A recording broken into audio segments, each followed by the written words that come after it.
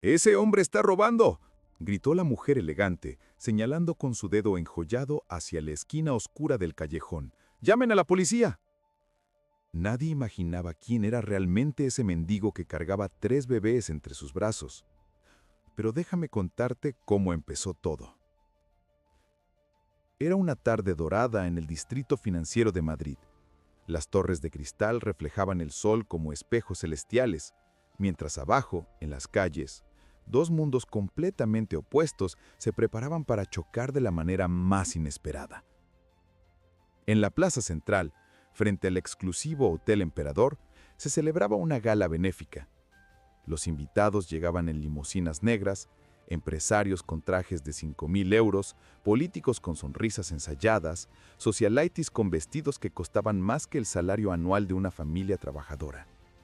Todos venían a ayudar a los niños necesitados mientras bebían champán de 300 euros la botella. Pero a solo 50 metros de esa opulencia, en un callejón que nadie se molestaba en mirar, un hombre de unos 50 años, vestido con ropa rasgada y manchada, acunaba con infinita ternura a 3 bebés. Sus manos, curtidas por el frío y el hambre, sostenían a esos pequeños como si fueran los tesoros más preciados del universo. Los bebés no lloraban. Era extraño. Era como si sintieran que estaban seguros, protegidos por alguien que entendía el dolor mejor que nadie. El mendigo cantaba una canción de cuna en voz baja, tan suave que solo los ángeles podían escucharla. Sus ojos, aunque cansados, brillaban con una luz que el dinero jamás podría comprar. Había algo en él, algo que trascendía la pobreza y la suciedad, una dignidad que no se podía comprar ni vender. Pero el destino tenía otros planes. Los mundos estaban a punto de colisionar y cuando lo hicieran, nada volvería a ser igual. Porque a veces, Dios pone a los ángeles en los lugares más inesperados, vestidos con los ropajes más humildes, para enseñarnos las lecciones más importantes de nuestras vidas. Y esa noche, 5 personas arrogantes estaban a punto de aprender la lección más dura de sus existencias. Todo cambió cuando uno de los bebés comenzó a llorar. El llanto, agudo y desesperado, atravesó el aire de la noche como una flecha, llegando hasta los oídos de los invitados de la gala. Las conversaciones se detuvieron. Las copas de champán quedaron suspendidas a medio camino hacia los labios. ¿Qué es ese ruido?, preguntó Victoria Mendoza, esposa del alcalde, frunciendo el ceño con disgusto. Su collar de perlas valía más que lo que el mendigo había comido en todo el año. «Viene de allá», señaló Carlos Herrera, director del banco más importante de la ciudad. «Parece que hay alguien molestando».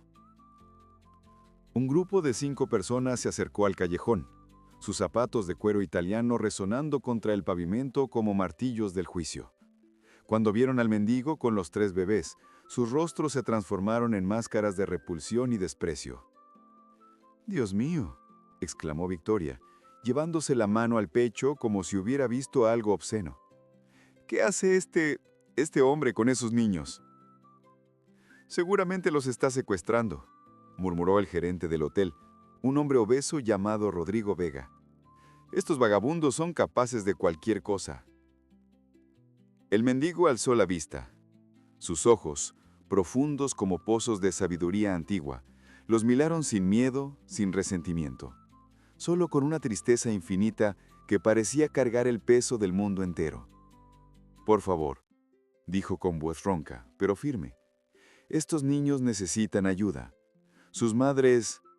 «Cállate», le gritó Carlos, interrumpiéndolo bruscamente. «¿Cómo te atreves a dirigirte a nosotros? Suelta a esos bebés ahora mismo». Las risas comenzaron como gotitas de veneno.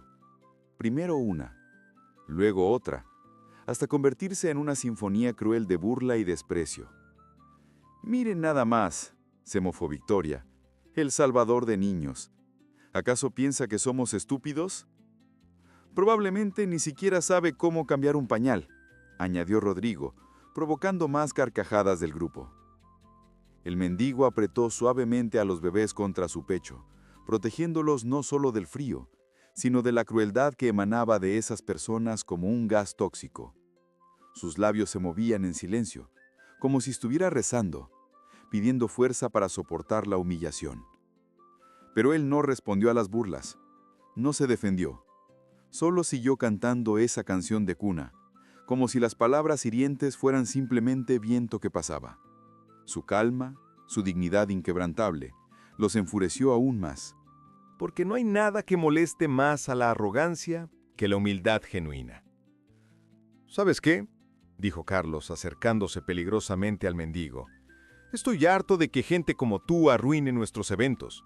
Esta es una noche importante y no vamos a permitir que un ladrón de niños la eche a perder. El mendigo alzó la mirada lentamente.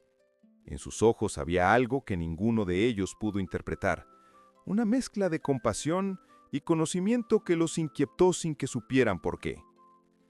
«Señor», dijo el mendigo con una voz que parecía venir de muy lejos, «estos niños no tienen a nadie más. Sus madres murieron en el incendio de esta mañana en el barrio de Lavapiés. Yo solo trato de mantenerlos con vida hasta que llegue la ayuda». «¡Mentiras!», gritó Rodrigo, el gerente del hotel. «¡Puras mentiras! ¿Crees que somos idiotas? Seguramente tú mismo provocaste ese incendio para quedarte con los niños». El grupo se acercó más, formando un círculo amenazante alrededor del mendigo. Pero él no retrocedió, no mostró miedo. Simplemente siguió meciendo a los bebés con una ternura que contrastaba brutalmente con la agresividad que los rodeaba. «Escúchenme bien», dijo el mendigo, y su voz adquirió una extraña autoridad. «Ustedes pueden humillarme, pueden golpearme, pueden escupirme, pero estos niños son inocentes. Ellos no merecen sufrir por el orgullo de ustedes». Victoria soltó una carcajada histérica. «¿Orgullo? ¿Hablas de orgullo? ¿Tú que hueles a basura y vives como un animal?» «Sí», respondió el mendigo con una calma que helaba la sangre. «Hablo de orgullo. El orgullo que los ciega. El orgullo que los hace creer que valen más que otros seres humanos. El orgullo que un día, los destruirá». Las palabras cayeron como piedras en un estanque silencioso. Por un momento, nadie habló. Había algo en la forma en que el mendigo había pronunciado esas palabras que los hizo sentir incómodos, como si hubiera visto algo que ellos no podían ver. «Cuidado con juzgar sin conocer», añadió el mendigo, mirando directamente a Carlos. «A veces la vida nos pone pruebas que no esperamos. Y a veces los que creemos perdidos son los que más tienen que enseñarnos». Acababan de sellar su destino.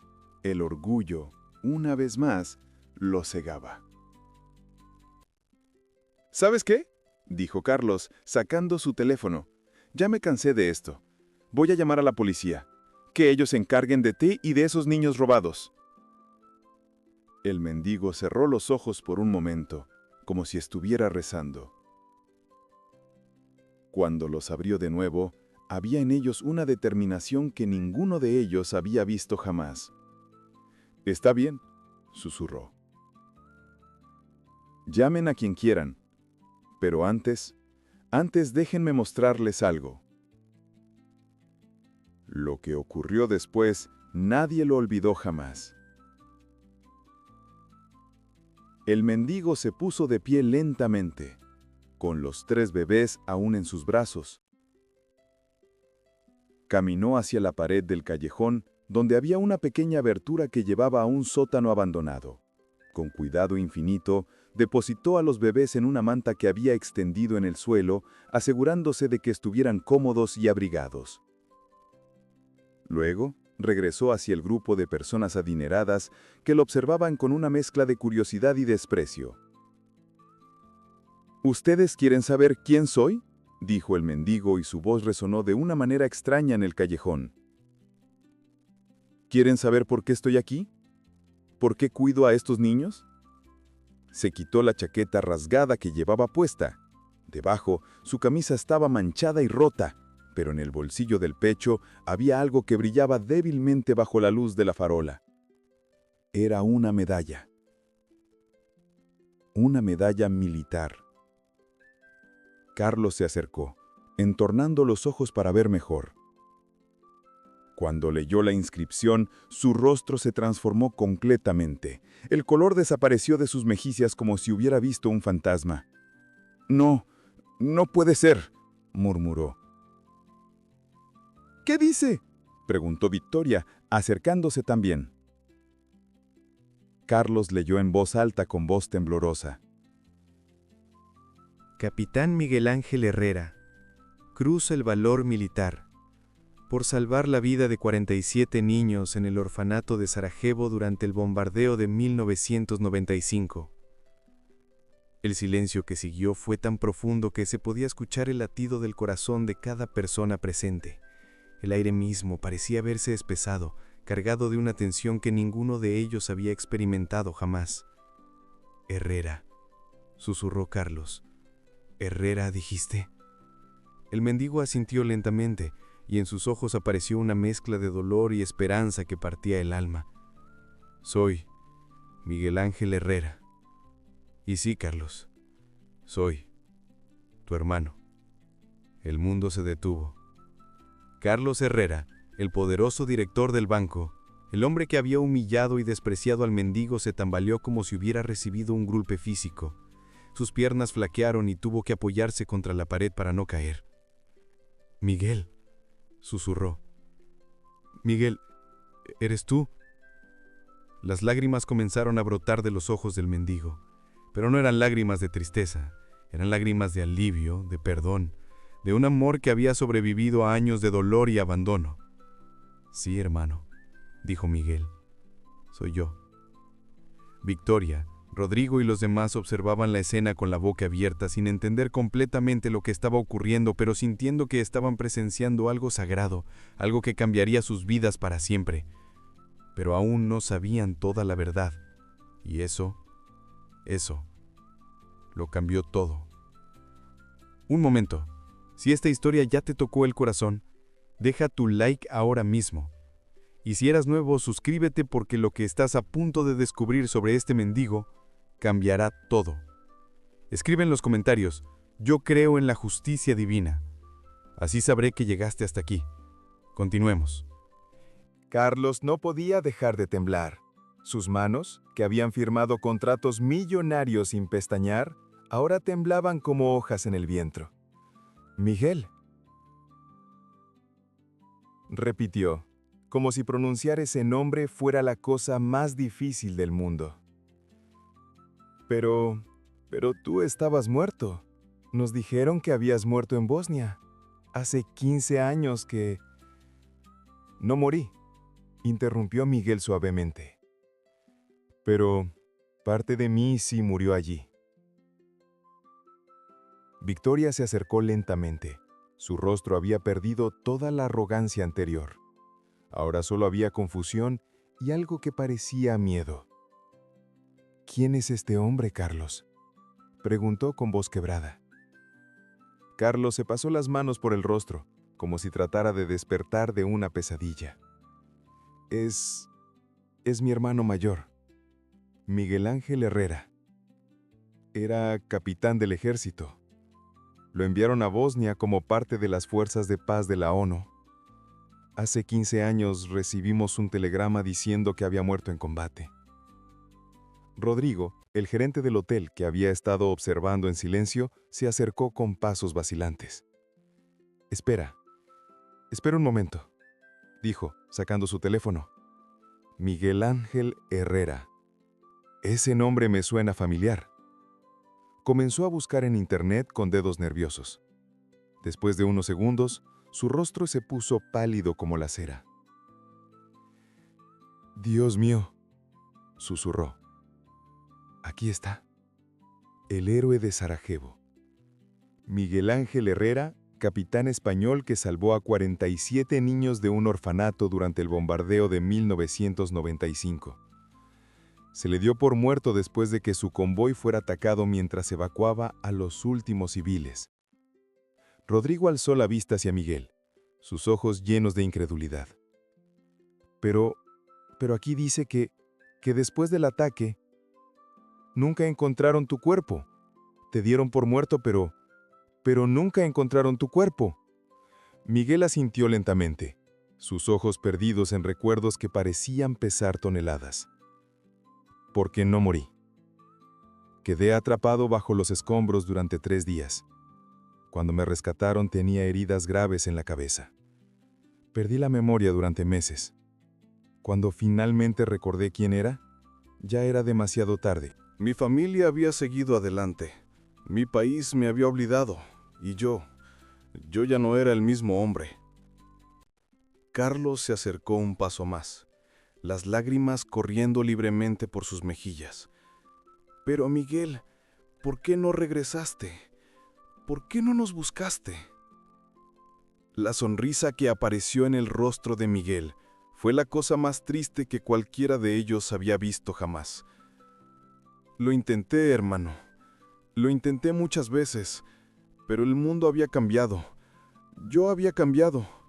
Y a veces es más fácil desaparecer que enfrentar el dolor de lo que perdiste. El grupo se había quedado en completo silencio. Incluso los bebés parecían sentir la gravedad del momento, permaneciendo callados en su pequeño refugio improvisado. Pero nunca dejé de cuidar niños, continuó Miguel. Nunca dejé de proteger a los inocentes, porque eso es lo que soy, es lo que siempre he sido. Miguel se sentó lentamente en el suelo del callejón, su espalda contra la pared fría. Los bebés habían dejado de llorar, como si sintieran que algo importante estaba ocurriendo. Cuando finalmente regresé a España, comenzó Miguel, su voz apenas un susurro. Habían pasado 2 años. 2 años en los que ustedes me lloraron, me enterraron en su corazón y siguieron adelante con sus vidas. Carlos se sentó frente a él, sin importarle que su traje de 5,000 euros se ensuciara en el pavimento sucio. Miguel, nosotros nunca dejamos de... Déjame terminar, interrumpió Miguel suavemente. Cuando llegué a casa, a nuestra casa de la infancia, había otra familia viviendo allí. Pregunté por ustedes. Me dijeron que se habían mudado, que habían vendido todo, que habían empezado de nuevo. Miguel cerró los ojos, como si revivir esos recuerdos fuera físicamente doloroso. Fui al banco donde trabajabas, pero tú ya no estabas allí. Te habías ido a Madrid, habías ascendido, te habías convertido en alguien importante. Traté de contactarte, pero cuando llegué a tu oficina, tu secretaria me vio y me echó. Dijo que no permitían vagabundos en el edificio. Carlos se llevó las manos a la cara sollozando. Dios mío, Miguel, yo no sabía. No sabías porque no querías saber. Continuó Miguel, pero sin amargura en su voz. Y no te culpo, yo también había cambiado. Las heridas, la guerra, la pérdida de memoria me habían convertido en alguien diferente. Ya no era el hermano que recordabas. Victoria, que había estado escuchando en silencio, se acercó lentamente. ¿Qué pasó después?, preguntó con voz quebrada. Miguel abrió los ojos y la miró con una tristeza infinita. Traté de reconstruir mi vida. Conseguí trabajos pequeños, pero las pesadillas, los recuerdos de la guerra, me hacían imposible mantenerlos. Poco a poco fui cayendo más y más bajo. Perdí mi apartamento, perdí mis ahorros, perdí mi dignidad. Se detuvo por un momento, mirando a los 3 bebés que dormían pacíficamente en la manta. Pero nunca perdí mi fe. Nunca perdí la creencia de que Dios tenía un plan para mí. Y hoy entiendo cuál era ese plan. ¿Cuál?, susurró Carlos. Miguel sonrió y por primera vez en toda la noche fue una sonrisa genuina, llena de paz. Cuidar de estos niños, estar aquí, en este momento para que ustedes pudieran encontrarme, para que ustedes pudieran recordar lo que realmente importa en la vida. Los encontré esta mañana. Sus madres habían muerto en el incendio. Estaban solos, asustados, hambrientos. Y yo no podía dejarlos, porque vi en sus ojos el mismo miedo que vi en los ojos de esos 47 niños en Sarajevo. El silencio que siguió fue sagrado. Era como si el cielo mismo estuviera escuchando, como si los ángeles hubieran descendido para presenciar este momento de verdad y redención. Lo que ocurrió después fue como un milagro en cámara lenta. Carlos se puso de pie lentamente, se quitó su chaqueta de diseñador y la puso suavemente sobre los hombros de su hermano. «Miguel», dijo con voz firme, «perdóname. Perdóname por no buscarte más. Perdóname por convertirme en el tipo de hombre que humilla a su propio hermano sin reconocerlo». Pero Miguel negó con la cabeza. «No hay nada que perdonar, Carlos. Todo esto tenía que pasar así. Era parte del plan». Victoria se acercó, sus ojos rojos de llorar. «Señor Herrera, Miguel, yo no sé qué decir. Lo que hicimos esta noche es imperdonable». «Todo se puede perdonar», respondió Miguel. «Pero hay algo más importante que el perdón. Estos 3 niños necesitan ayuda. Sus madres murieron en el incendio de esta mañana. No tienen a nadie. No tienen nada». Rodrigo, que había estado en silencio, se adelantó. «El hotel», dijo de repente. «Tenemos suites vacías. Podemos acoger a los niños esta noche. Y mañana podemos buscar familias que los adopten». «No», dijo Carlos firmemente. «No van a ir a familias extrañas. Van a venir conmigo. Con nosotros. Miguel, quiero que vengas a casa. Quiero que conozcas a mi esposa, a mis hijos. Quiero que sepan que tienen un tío que es un héroe».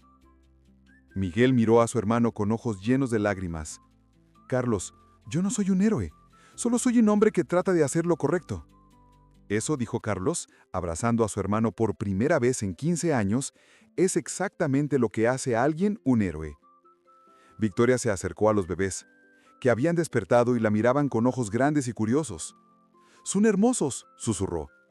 «Absolutamente hermosos». Sí, dijo Miguel, y merecen una oportunidad. Merecen amor, cuidado, una familia. La tendrán, prometió Carlos. Te doy mi palabra de que la tendrán.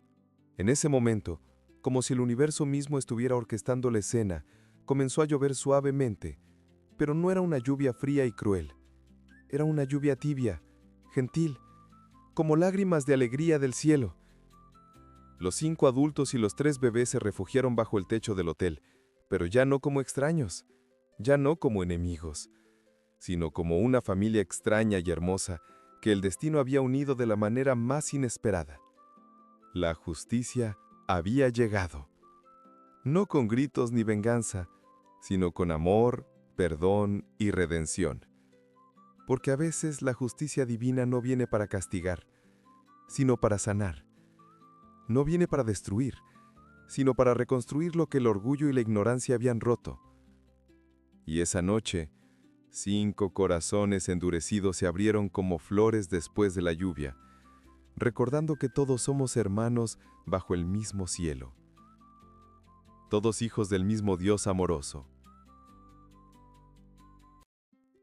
6 meses después, en una casa grande y luminosa en las afueras de Madrid, 3 niños jugaban en un jardín lleno de flores. Sus risas llenaban el aire como música celestial. Miguel, ahora limpio, bien vestido y con el rostro lleno de paz, los observaba desde la ventana de la cocina mientras preparaba el almuerzo. A su lado Carlos leía el periódico, pero sus ojos se desviaban constantemente hacia su hermano, como si aún no pudiera creer que estaba allí. ¿Sabes qué es lo más extraño de todo esto?, dijo Carlos de repente. ¿Qué?, preguntó Miguel, sin dejar de vigilar a los niños. Que durante todos estos años, yo pensé que era exitoso. Pensé que tenía todo lo que importaba: dinero, poder, respeto. Pero no fue hasta que te encontré en ese callejón que me di cuenta de lo vacía que estaba mi vida. Miguel sonrió y puso una mano en el hombro de su hermano. El éxito real no se mide en cuentas bancarias, Carlos. Se mide en las vidas que tocas, en el amor que das, en la diferencia que haces. En la sala de estar, Victoria jugaba con los niños. había renunciado a la mayoría de sus compromisos sociales para pasar tiempo con ellos. Rodrigo había convertido una parte de su hotel en un refugio temporal para personas sin hogar. Todos habían cambiado. Todos habían encontrado algo que no sabían que estaban buscando. Esa noche, mientras Miguel acostaba a los 3 niños, el más pequeño, un niño de apenas 2 años llamado Ángel, lo miró con ojos grandes y brillantes. «¿Papá Miguel?», susurró. «Sí, mi amor». «¿Los ángeles existen?». Miguel sonrió y besó la frente del niño. «Sí, Ángel, los ángeles existen. A veces vienen del cielo y a veces vienen disfrazados de mendigos en callejones oscuros». El niño sonrió y cerró los ojos, durmiéndose con la paz de quien sabe que está seguro, amado y protegido.